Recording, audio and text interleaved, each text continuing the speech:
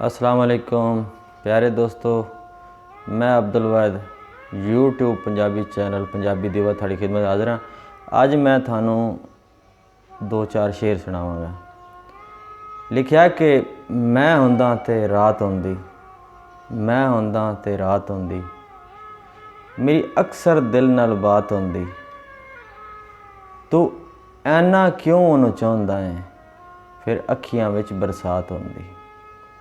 ते सारी जिंदगी दर्द वंडाए, सारी जिंदगी दर्द वंडाए, असां ते बज बज लोकां दे, साडे दर्द किसे ना वेखे, टुटे ख्वाब ने सोचां दे। ते लेख भी साडे सुत्ते होए ने, लेख भी साडे सुत्ते होए ने, ते दर्द भी सारे उठे होए ने।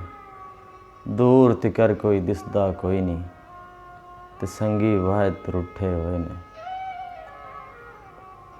ते लिखिया कि कदी साडे वल भी तकिया कर, कदी साडे वल भी तकिया कर, साडे दर्दां ते ना हसिया कर। जे तू साडे दर्द वंडाउणे नहीं, फिर लोकां नूं ना दसिया कर। तू वांग हनेरी आउंदा है, तू वांग हनेरी आउंदा है, कदी बदलां वांगों वसिया कर।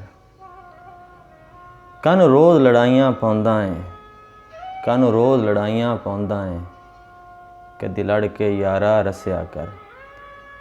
या साडा बण या गैरां दा, या साडा बण या गैरां दा, दोवें पासे फिर ना नसिया कर।